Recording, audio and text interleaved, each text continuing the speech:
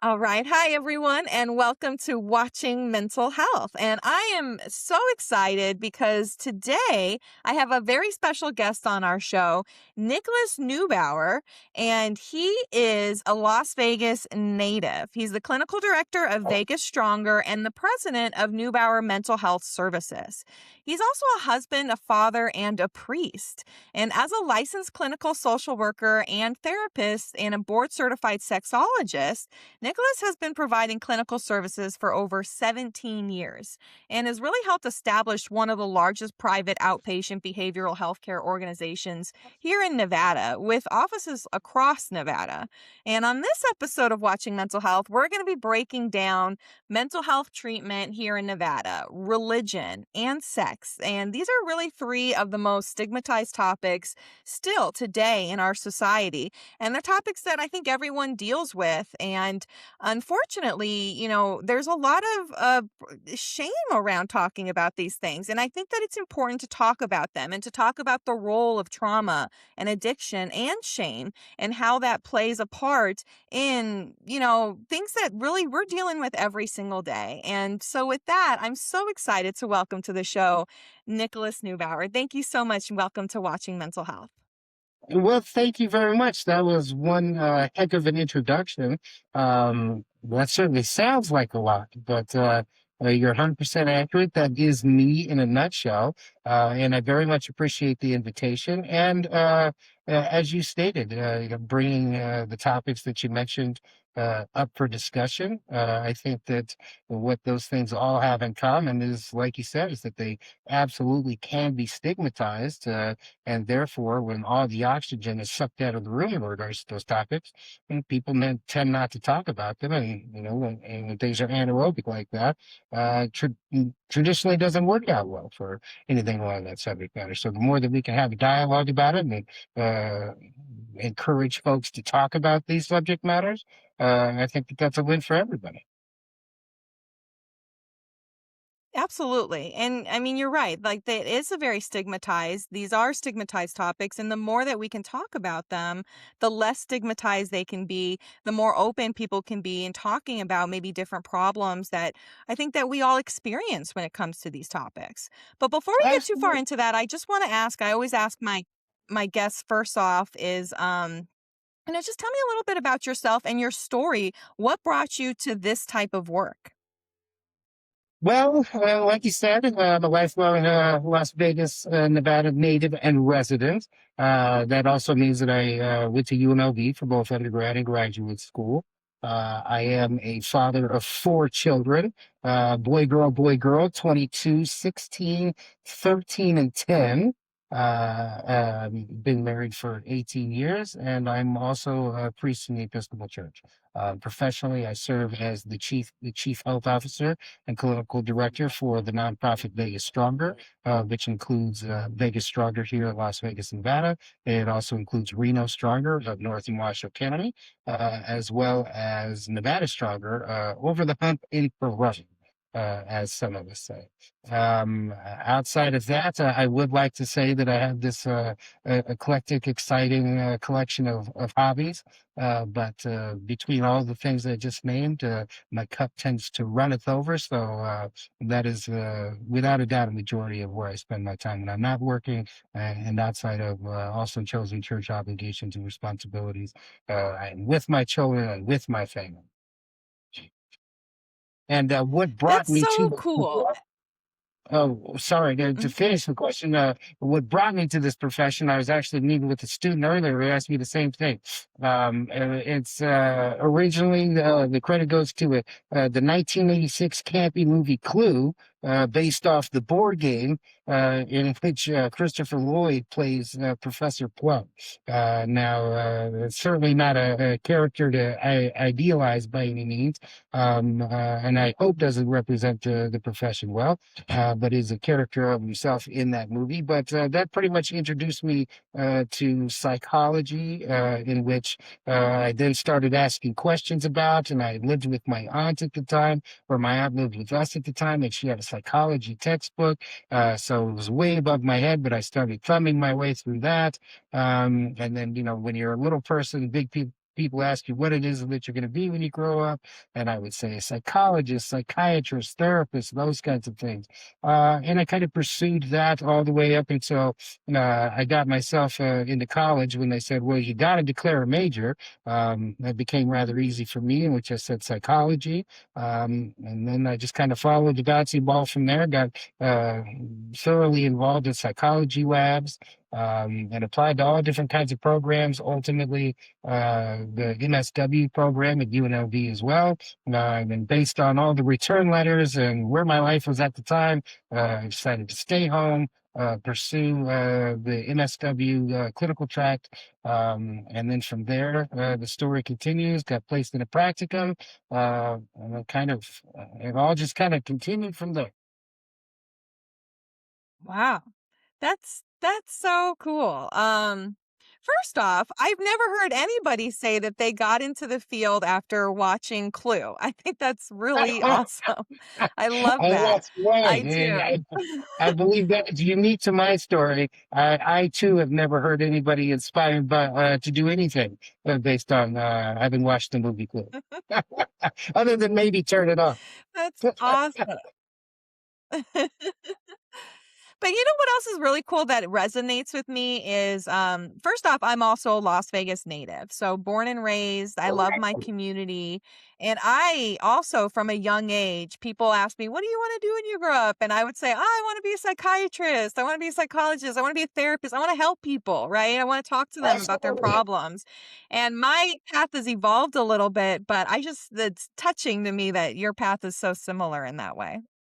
Oh, very cool. Yeah, because I mean, there is very few of us that when you go around the room, you would mention that's what you wanted to be when you grew up. And always, I remember I kind of get sideways head nods from the adults that were asking me because they were expecting, professional athlete, and doctor, police officer, fireman, something like that. So to say that you want to be a psychologist, it usually got a tilted head response back. Yeah, absolutely. It's so you know firsthand because you were here, you've been going through school here, and going through practice here. What is it like, having a practice in Las Vegas for mental health services? Nevada is notoriously on the bottom of the list for mental health access. How do you experience that firsthand, essentially as boots on the ground? Uh, well, I can say this: it's fortunate and unfortunate that I have not been. If this is the scope we're going to look at it, I haven't been in another market to see what the advantages or the disadvantages. In saying, I don't know, being in Los Angeles or being in Omaha, Nebraska, or how those other models work, and I do realize, look, being a Nevadan, and it's oftentimes that things are quoted, that our, Nevada's education system is at the bottom of this, or our health services are at the bottom of this list, or school districts, whatever those things might be. However, I could say that being in this as long as I have. The biggest change that's impacted pretty much all of the things that I've done in my professional scope had been the passing of the Affordable Care Act. Prior to the Affordable Care Act, the marketplace looked vastly different because there was a much larger portion of the population that was either cash pay, uninsured, or just didn't really have access to mental health services. And some of that was true at the time as well for people who were, folks who are typically insured through their jobs or through their place of employment. But mental health benefits weren't necessarily attached to those plans at that time. So one of the positive things that I've seen, and I'm not speaking politics here, I'm speaking more so about the availability of healthcare coverage to where folks are covered. Mental health is covered within the policies. So by those means, it has created a lot more access. So again, I haven't been in other markets to compare it to, but I would say that. whether again it is in Los Angeles, it's in Las Vegas, or Omaha, Nebraska, that simply being in the profession of helping others presents its own set of unique challenges. But then when you pull back to a more macro level and you talk about simply being in healthcare and or in healthcare administration, well, that opens us up to things that we see at national and societal levels. Hmm. It's not easy, but one would argue that anything worth having is not easy. But specifically in this field, it is one that is constantly changing, ever evolving. And I've pretty much just gotten to the point to where anytime a January 1 rolls around, I pretty much accept the fact that everything as I knew it is probably going to be different as we roll into the next year. That's a really, really good point. Things do keep changing, I think, as we're trying to figure it out. But I love your positivity, and I just, and you're right. It's like just we're better than we were, but we have to keep going, and we will keep going, and that's all there is to it, essentially. And it's important to keep being that space for people. Absolutely. And for people who are listening, one of the things that I would like to impress is that uh, there there does seem to be a dialogue that continues to prevail, that that mental health services aren't accessible, that for one reason or another there's certain populations that fall through the cracks.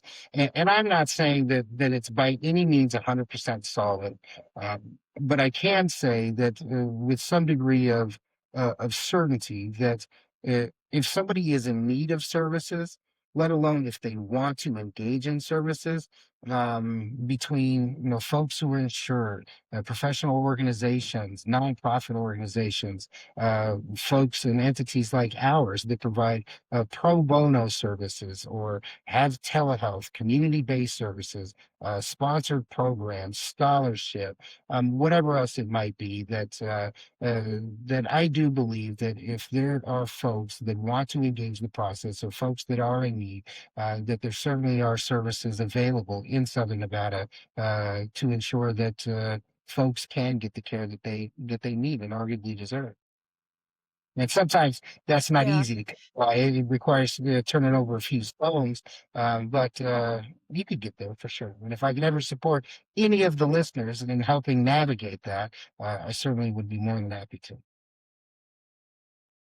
Absolutely. I think you're right. There's a dialogue that prevails that even as the state continues to try to get better in our local communities, that dialogue still sometimes, takes over. And oftentimes it's people not knowing where to go, not knowing where to look for those services when it's ready.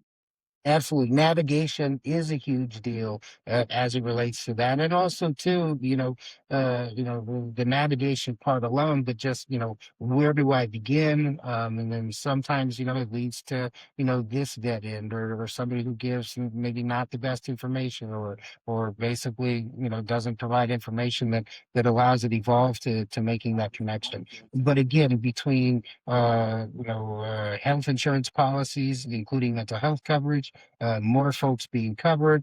And also, too, one of the things that I've known a drastic change in is that, when I entered the profession, about 20 years ago in total now, although I've only been fully licensed about 17, but in the field for 20, is that gosh, it was almost as though that the LCSWs or professionals that were licensed clinicians, that you knew them on a first name basis, or that that there was a list of there's this many in Southern Nevada.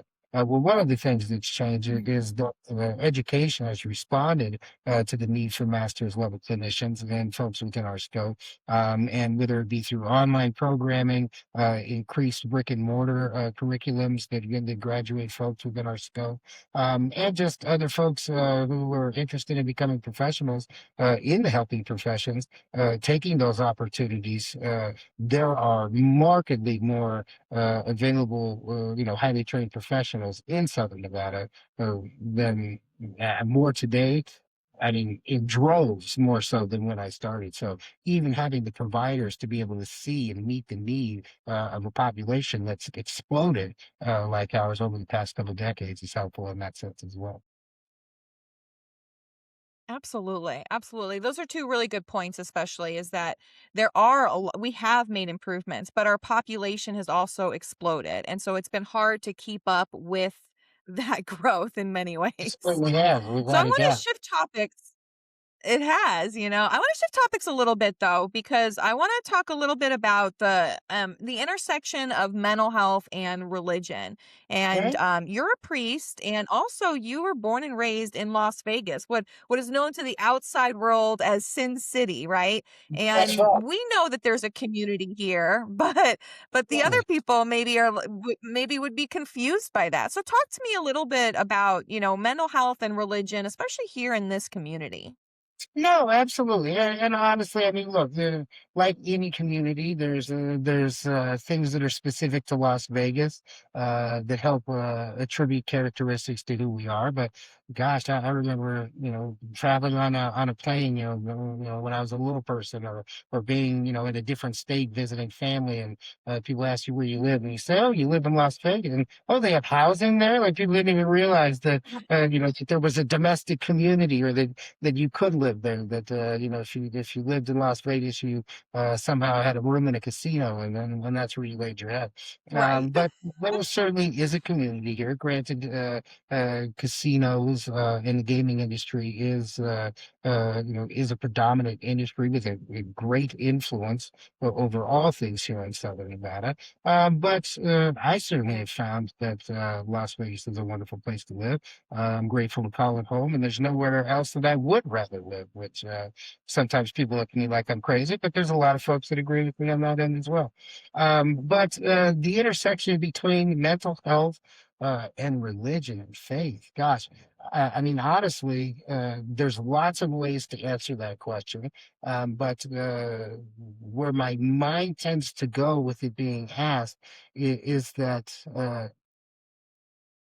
I can see X amount of folks in which the integration of faith and mental health from a secular professional scope to where they complement one another. And there's an actual, a synergy that works together that helps the person in multiple ways. And those things can actually be integrated and, be supportive for the person and for whatever it is that they might be dealing with within a mental health scope. And in some cases, vice versa. But I can say, as much as that's true, that with another truth that can coexist is that there's no shortage of times in which somebody's experience and relationship to faith is very much a core contributor to some mental health problems that they're experiencing or have been experiencing for some time. So it's a Yeah, absolutely, and double-sided it seems coin. like Mhm. I was just gonna say, and it seems like addiction really is kind of one of those mental health challenges where, maybe somebody, as part of their healing journey, faith becomes a really big part of that. Have you seen that, and have you seen that with other mental health challenges, or really in the addiction sphere? No, but I mean, I do think that, within the addiction sphere, it's not an uncommon practice that as people enter into recovery, and they find other methods to help ward off the compulsions, to instill new things in their life to help validate and fill time, develop new habits, new practices, develop new support systems, new communities, new people to be around, those kinds of things. Oftentimes, whether it be somebody increasing their faith to a larger quantity, to becoming a gym rat, to getting involved in whatever else it might be, then yeah, there can be an influx going from the absence of into all into something, and reasonable argument in some cases that. there could be an argument made that that is pretty much some of the same underlying factors that led the person to become addicted or were further ingrained during the time of their addiction. That essentially some of those underlying mechanisms are now simply being applied to whatever that next thing is. If we're talking about religion in this case, it could certainly be a zeal for religiosity. However, I see. in some cases as well, it could simply be that along the lines of somebody recovery or sobriety journey that they were introduced to faith or uh, they they put more time, effort, energy and realized that they had a different understanding of faith, or they put a different level of investment in that, and what they were getting out of it was positive and validating, and something that was encouraging for them. So they just continued down that track and have deepened their faith and deeper their involvement in regards to how they effectuate that faith into their life. I hope that answers Mm-hmm. the question. Yeah, no, it does, definitely. And as a priest, as both someone who's both a priest and a licensed clinical social worker, how has mental health evolved in the church? It feels like it's more accepted now in the church than it was. Yes, and to be, I'm from a pretty open background faith, so I'm a priest in the Episcopal Church, right? So, and not speaking from, again from a political standpoint, but we are by far one of the more less conservative. We have a very large tent. We have broad ideas. It's a tent in which everybody's welcome to. And again, do we have certain tenets of faith and those kinds of things that are foundational? Absolutely. But again, rather inclusive, and to which, things like mental health subject matters, at least within my faith tradition, certainly, again, to my knowledge and my experience of it, very open, very encouraging of those kinds of things. But I would say that there certainly can be certain faith traditions that might not be so open to taking things that are familial or things that might be determined to be intimate or might be determined to be private, and taking it outside of whether it be a church tradition, familial environment, and addressing it through another scope, as opposed to saying, well, you know what, all things need to be addressed through the scope of our faith tradition or our theology or our doctrines, those kinds of things. So I would say that in total, I couldn't. I mean, I guess we could speak to some degree about faith tradition, and I don't know how fair that would be, but I think that in a global sense. And especially if I'm just speaking anecdotally from my own experience, to where we are now with therapy being much more encouraged, much less stigmatized, to where folks can go out in public and say, oh, you know what, when I can't make it, I've actually got to go see my therapist that day. There's a different response to it now than there was 5, 10, 15, 20 years ago. And all of that is absolutely wonderful to see. And I hope it's a trend that continues to do what it's been doing, normalizing. Absolutely. And you're right. It's a trend that is continuing. Mental health is much less stigmatized now than it was 10, 15 years ago. And we can continue to improve that trend. Another Absolutely. topic that is really stigmatized is sex. And you're a sexologist. And That's for our right. listeners out there who maybe don't know what that is, what is that? And so basically, it's a certain certification. There's various credentialing bodies out there, but ultimately, what led to my specific certification is specializing in sexual deviancy. So what I mean by deviancy, it's not a judgment in regards to good bad. It's more so just meaning outside of the norm or outside of the mean. I particularly have spent a good portion of my last 20 years in practice working with persons who would be quantified as sexual abusers.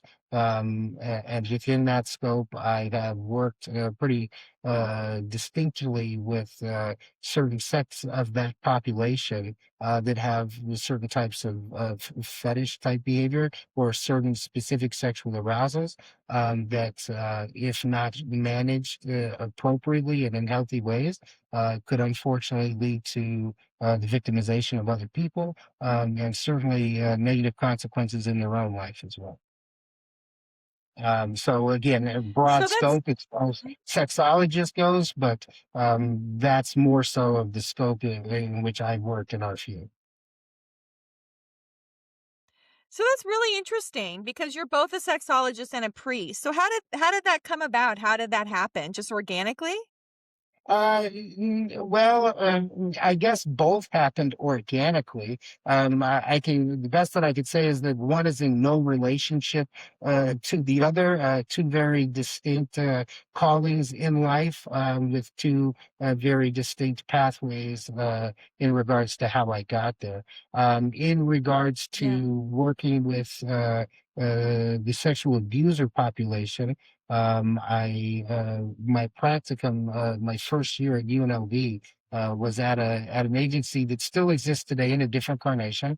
At that time, it was Red Rock Psychological Services, and my supervisor there, who was an LCSW, she facilitated adult sex offender groups, rehabilitation groups. We were Mhm. contracted with the Department of Public Safety, parole and probation, and we had a continuum of care, different levels of treatment for persons who were either just convicted of, adjudicated of, or court mandated coming out of detention prison to participate in sex offense specific counseling.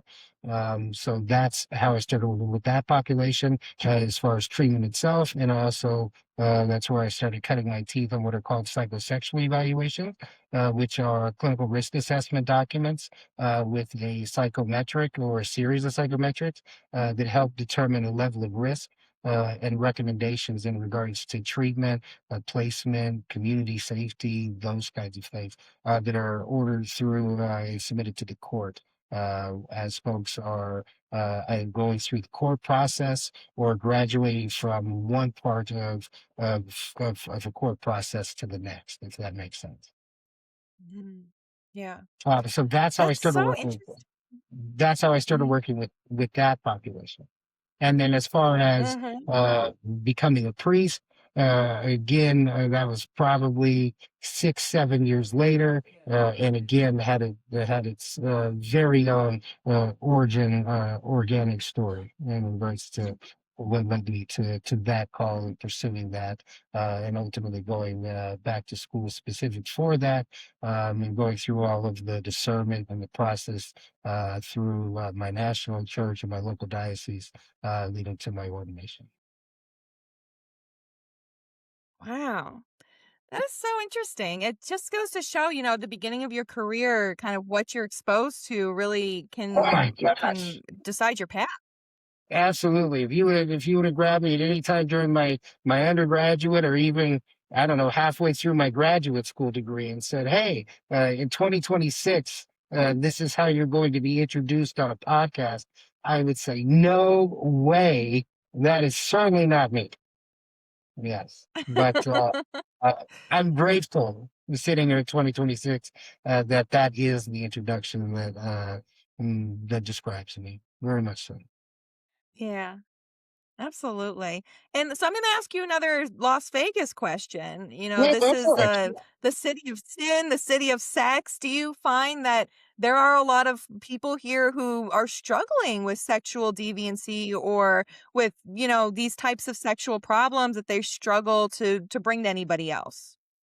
Yeah, I mean, uh, it would be very hard to argue that the prevalency is greater in Southern Nevada due to reasonable argument. a certain section of the entirety of the city of what 2.5 million people that tends to sensationalize uh, sex and granted we might have billboards that might be unusual for a main a freeway sign in a different jurisdiction in a different city in a different state somewhere in the United States but um, uh, I think that the same argument could be made on the other side in regards to Mhm. communities that might have a higher degree of sexual repression based on the culture in that given community, whether it be a faith tradition that is that has a certain standing in a certain community and what their perspectives are, to where it kind of comes back to does the openness does it allow it to breathe a little bit to where there is less stigma, there is less taboo, there is less dialogue. I mean, clearly here, Mhm. I think what we might find is there might be more accessibility to some of those things that could help help uh, potentially lend to somebody's problem metastasizing due to access, if that makes sense. But then again, you think about the internet, right? And I mean, there's no shortage of porn on the internet, so Right. pretty well accessible otherwise, if that makes sense. So I think that again, lots of different ways to look at it, and it would be hard Yeah. to say that there's cause and causality, if that makes sense. So definitely correlations, Yeah. but I think that you can find correlations that explain the inverse in different communities as well. And also too, Exactly.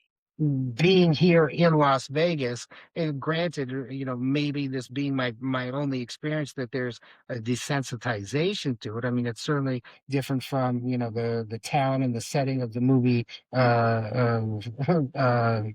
Footloose, for example. So maybe there is a certain level of desensitization to where where we're not so sensitive to it. So that very well could be an influence.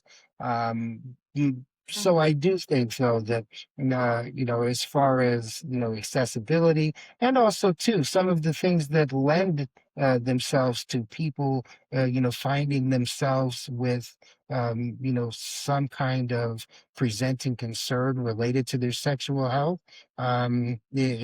Oftentimes it's not it, it's not to a contributing factor, such as we live in a town that has that might sensationalize or glorify sex to certain degrees, or put it in the marketplace to the capacity that it does, Sure. because sex sells is not specific to Las Vegas, Nevada. I mean, all you got to do is go to any magazine rack in any grocery store in any state in the country, turn on the television, go to the movies.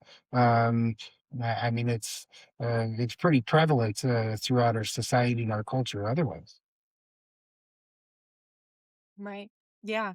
That's such a good point, that in some ways there is a lot of sex in our culture here in Las Vegas, but it destigmatizes it in some way. So it's like there are pros and Absolutely. cons on both sides. Without a doubt. Absolutely.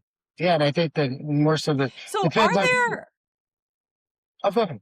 are there a lot of sexologists here in Las Vegas? I You know what? haven't, seen That that too much. that I'm not sure of. I think that the last time I checked, there was no more than four of us.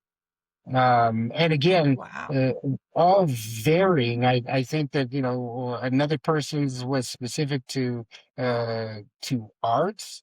I think that there might have been another person with a clinical setting, and then the other party was, I believe it was in academia, but again, I haven't checked in years. So, but I know that there's not many of us running around. That's for sure. Wow. Well, so let's talk a little bit about your organization.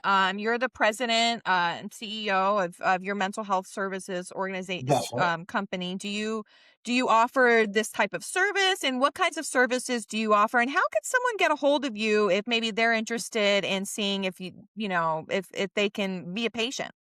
Absolutely. So, New Mental Health Services, we are an outpatient behavioral health care provider. So, we are insured on private insurance panels, EAP, which are employee assistance programs. We also work with, so basically public and private insurances. We also have sliding scale for cash pay folks. We also have pro bono services for people who are either not insured or underinsured. But within the collective of our entity, in which we are comprised of many master's level clinicians, so LCSWs, LCPCs, and LMFTs, interns are the same, as well as we also have nurse practitioner for psychotropic medication prescription management, psychiatrist for the same. But I guess the broader point is that although there's many of us, each one of us comes with our own background and our own specialty. So although myself and my colleagues might very well work with certain populations, it doesn't mean that all of us do. So again, I work with this, and about 4 or 5 of my colleagues work with some of these same presenting concerns as I do. And in that, for example, we have contracts with the county and the state, and courts, and parole and probation, Department of Juvenile Justice Service, parole and probation. So various levels of municipalities throughout Southern Nevada, to where we work with youth in detention facilities who have been adjudicated of sexual related crimes.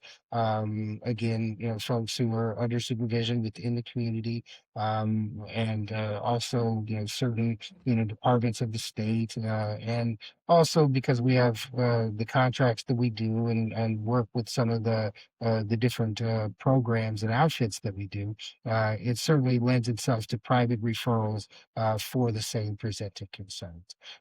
So we do provide a variety of services, and they can be, again, in the generalized mental health space, but certainly in specific niches as it relates to problematic sexual behavior, sexual abuse victimizers, sexual abuse victims themselves, family reunifications, risk assessments, all things under those scopes we provide. And again, how you those things are noted on our website, but most of our work within that scope comes from other agencies that refer directly to us, because they're typically the first points of contact, and then help navigate treatment for whomever the party that's involved.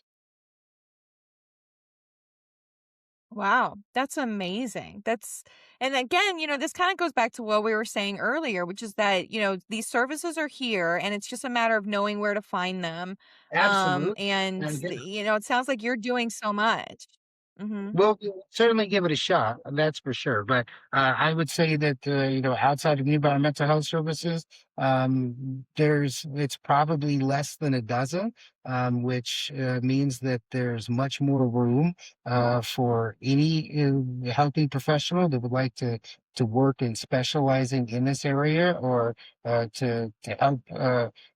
To give us a hand in working with all the folks that get Yeah. benefit or from such specialized services. But again, not many of us choose to work as exclusively as I have within this population. And reasonable argument that there can be a stigma, and I've certainly run into stigmas about working and in supporting roles with some of the populations that I choose to work with, without a doubt. Yeah, definitely. You probably experience a lot of that firsthand, that stigma, and probably a lot of maybe shame and trauma that people are bringing to these conversations. Is that true, or is that a myth? That there is a lot of shame and trauma that maybe can lead to these types of problems or can come from these types Of of problems. course, absolutely, without a doubt. I mean, shame and trauma. Uh, I don't believe that I've met uh, a person, regardless of what their presenting concern was in regards to a sexual health space, in which shame wasn't rolled into it at all. So Yeah. shame is pretty much going to be present in one form or another when somebody comes in with a sexual health related problem. Alternatively, trauma. I think I'm yet to meet a person yet who doesn't have trauma. So, we're all kind of walking around sharing the human experience, and trauma in some form has bound to found each one of us, unfortunately, throughout our time here. Yeah. Absolutely. And I Now, just again, wanted to make that point because Causality Mhm. and correlation, causality, right? So, for example, and this is, on the subject, but not necessarily what we're talking about, because somebody has had some degree of sexual trauma doesn't mean that they will go out and traumatize another person sexually, if that makes sense. Now, there's a Right. correlation, or a rather high correlation, between people who go out and create sexually abuse another person. That there is a statistical likelihood that they've experienced sexual trauma, but it's certainly not 100%. If that makes sense, and that also Exactly. Yeah. puts people. Correlation isn't causation. Mhm. That's right. Who have experienced sexual trauma doesn't mean that they're going to go out and become sexual abusers or traumatize, other persons sexually. Exactly, exactly. No, that's true, and that's an important point to make. And I think it's also important just to highlight that it's feeling shame and, like you said, experiencing trauma. That's a human emotion, and I think a lot of us hide behind that, and we think that we're the only ones, right, that Of might be course. experiencing this problem, but that's so not true.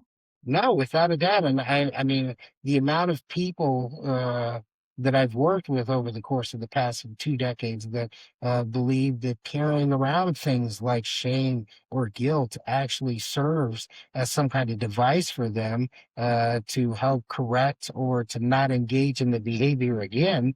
I mean, that I see that all the time, and I have to be the one that dives in there and says, look, I completely understand how you might have come to that position, but that is one of the things that we're going to be addressing while we work on this, because both shame and guilt, whether you believe me now or not, uh, they're actually more likely to lead you to engaging in the behavior again, as opposed to preventing you from not engaging in it.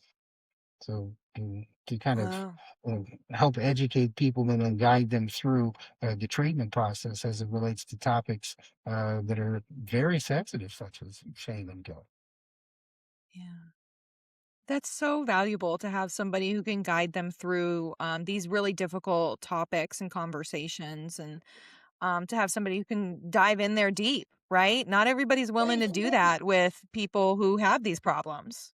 No, without a doubt. And look, from the perspective that myself and my colleagues within the space, I mean, the main goal that we come from is no more victims. So the best way that we can help contribute to that mission is to work with folks who have victimized other people, to help them understand, things that are unique to them and things that are unique to unhealthy sexual behavior practices that could offend or hurt somebody else, victimize somebody else, helping to understand how they got there, why they did what it is that they did, and help impart upon them the skills to be able to understand the mechanisms that led them up to, so they can one change their lifestyle, and two, be much more self-aware of when they're going down a road that could potentially lead to that same previous destination that we want to avoid. Wow. Yeah, that's so, so important. I'm going to ask you one more question just as we kind of wrap up here to kind of follow up on this. And this is do you think that a mental health challenge or a diagnosis or even a problem like this is something that people can overcome and be done with? Or is it something that will always kind of be a part of you, something you always need to be working on? No, no, no. So I think it kind of depends on what the subject matter is, right? So the ones that I can Mm, say with certainty that we wouldn't when you're in our field, we try to stay away from things like cured or curative or those kinds of things, right? So yeah. one thing that I know is that you can never guarantee what somebody is going to do, regardless of how great they did in treatment or how well they progress or what they've been able to demonstrate, right? But specifically from a sexual perpetration model, a sexual abuser model, and even pornography addiction, for example, we look at all those things as conditions that require lifelong care. So it's not that you engaged in this behavior or you had this specific problem. If we're gonna quantify it as that, you engaged in this level of treatment. You have now been absent the behavior for this period of time, wipe your hands of it, off you go. We no longer need to be mindful and self-aware about that, right? So we very much Hmm. treat it, akin to what you would see in addiction models, in which that if you've had this problem once, we want to treat it as something that we're self-aware of for the rest of our lives, and that we need to live our lives in a particular way to ensure that we do not regress and fall back into whether they be emotional conditions, practical circumstances, or certain lifestyles that might lead us to going down the same path that causes us to hurt ourselves or to hurt somebody else in the past. Yeah, most definitely. I And think again, that's interesting that you approach it just and similar that's to a an good addiction thing. model.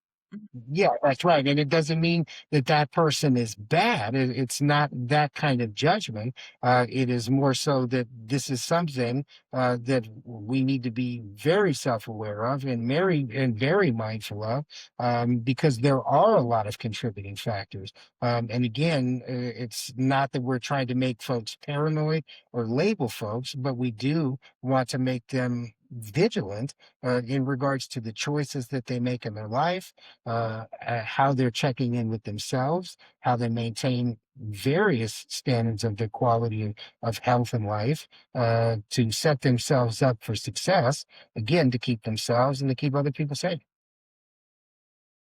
and healthy. Yeah, most definitely. Yeah. Well, thank you so much. This was such a great episode. I can't believe I'm already out of time. Well, I learned a lot here. This was really valuable. well, thank you very much. I appreciate the time and I appreciate you having me on. Absolutely. Absolutely. So for anyone who's interested, I know that you mentioned your organization and all of the services you have. Please reach out. What's a good website that somebody could go check out? And if somebody's struggling with addiction, a little bit more maybe about Vegas Stronger too. Absolutely. So, website would be www.nhslv.com. So, acronym for New Mental Health Services, Las Vegas.com. My seat and my name is posted up here. My direct email address is simply my name, nicholasneubauer@gmail.com. Anybody's more than welcome to email me with any questions, or if I could be of support in anything that we talked about throughout this podcast. I'd be more than happy to answer any questions, help navigate, offer resources, or whatever I could do to help support somebody that way. And then in regards to the substance use disorder space, again, at Vegas Stronger, our mission is to end homelessness through treating what we believe to be the two root causes, which are mental health conditions and substance use disorders. So that physical offer that can be found at vegasstronger.org online, as well as it's physically located on 916 16 Main Street, North Main Street.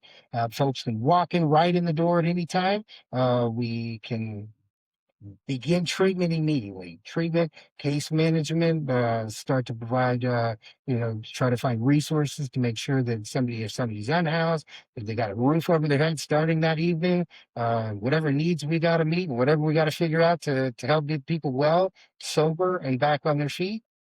That's what we're there for. That's beautiful. I love everything you do for this community. I think it's so valuable, these conversations, these services. So thank you so much for being a guest and for, being a Las Vegas, native and for loving your community. I love my community. The pleasure is all mine, and so do I. Wonderful. Well, thank you to everybody who's watching. This has been a great episode of Watching Mental Health, and we are live on Spotify, Apple, and YouTube, as well as my website at katierosewechter.com. You can catch all our episodes, and you can catch this episode on Wednesday. So have a good one, everyone, and we will see you next time. Bye, everybody.